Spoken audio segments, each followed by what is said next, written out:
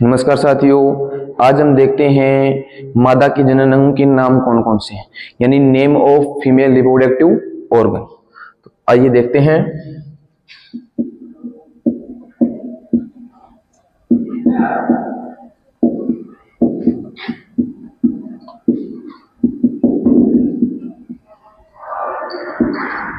यानी मादा के जनन अंग कौन कौन से हैं। तो फर्स्ट नंबर पे है अपना वल्बा, जिसको हम वल्बर लिप्स भी बोलते हैं, जो कि संख्या में कितने हैं? 2 होते हैं। यानी ये मादा का जो जनन अंग है उसमें सबसे जो बाह्य भाग है वो होता है वल्बा यानी वल्बर लिप्स। सेकंड नंबर पे आता है अपना वेजाइना, इसको हम बोल सकते हैं कोपुलेटरी ऑर्गन।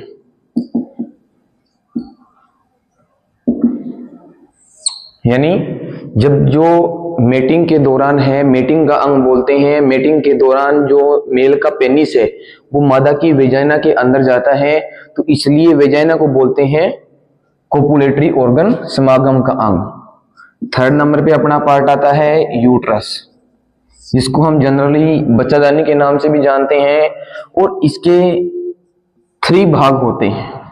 नंबर फर्स्ट है सर्विक्स। ये एक ट्यूब के समान स्ट्रक्चर है, पाइप के समान स्ट्रक्चर है। इसके अंदर 3 तो होते हैं, क्या? सर्वाइकल फोल्ड बोल देते हैं या सर्वाइकल रिंग बोल देते हैं, और एक है इसका एक्सटर्नल ओस यानी बाह्य छिद्र, सबसे बाहर वाला छिद्र ओपनिंग, और एक है इसका इंटरनल ओस यानी आंतरिक छिद्र। सेकंड नंबर अपना पार्ट है बॉडी ऑफ यूट्रस।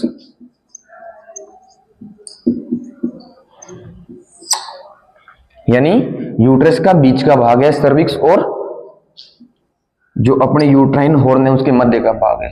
और थर्ड नंबर पे पार्ट है यूट्राइन हॉर्न। यूट्राइन हॉर्न की संख्या में कितने होते हैं? 2। एक तो होगा लेफ्ट और एक होगा राइट। इन तीनों को मिला के हम जनरली क्या बोलते हैं? यूट्रस बोलते हैं, यानी बच्चादानी बोलते हैं। यानी यूट्रस के कितने पार्ट हो गए? 3। 1 नंबर पे सर्विक्स, 2 नंबर पे बॉडी ऑफ यूट्रस, और 3 नंबर पे यूट्राइन हॉर्न। इन तीनों को मिक्स करके हम बोलते हैं यूट्रस यानी बच्चादानी। और यूट्राइन हॉर्न है जो संख्या में 2 है, एक लेफ्ट है एक राइट है। इन दोनों के अंदर क्या होता है? फीटस का इम्प्लांटेशन होता है, यानी जो बच्चे का आरोपण है वो कहां पर हो रहा है? यूट्राइन हॉर्न के अंदर होता है। उसके बाद में 4 नंबर पे ऑर्गन आता है अपना ओविडक्ट, जिसको हम बोल देते हैं फैलोपियन ट्यूब, यानी अंडवाहिनी के नाम से जानते हैं। इसके भी जनरली देखे जाए तो 3 पार्ट होते हैं। नंबर फर्स्ट पार्ट है इनफंडिबुलम।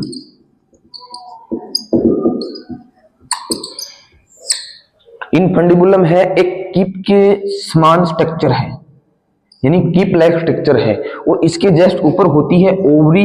तो ओवरी से जो एग रिलीज होगा उसको कलेक्ट करने का, यानी उसको संग्रहित करने का, ग्रहण करने का काम कौन करता है? इनफंडिबुलम। सेकंड नंबर पार्ट होता है इसका एम्पुला।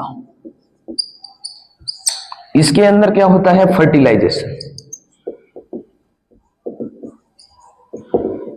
यानी निषेचन होता है। यानी एम्पुला के अंदर स्पर्म और एग है जो ओवम है, इन दोनों का फ्यूजन होता है, जिसके परिणाम स्वरूप है जाइगोट बनता है, यानी निषेचित अंडा बनता है। तो उस प्रोसेस को हम बोलते हैं फर्टिलाइजेशन। ये कौन से ऑर्गन में हो रहा है?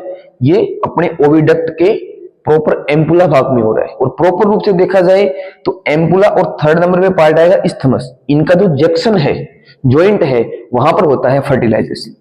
और थर्ड नंबर पे पार्ट आता है अपना इस्थमस। इस्थमस हो गया जो एम्पुला है और यूट्राइन हॉर्न है। यूट्राइन हॉर्न और एम्पुला के बीच का पार्ट होता है इस्थमस। इन दोनों को कनेक्ट रखने का काम करता है। और 5 नंबर पे लास्ट पार्ट है अपना ओवरी, जिसको हम जनरली अंडाशय भी बोलते हैं। और अंडाशय के अंदर चलता है स्ट्रेस साइकिल, यानी मध्य चक्र चलता है। इसके अंदर हार्मोन रिलीज होते हैं, एग रिलीज होता है। ये अपना क्या है, ओवरी लास्ट। धन्यवाद।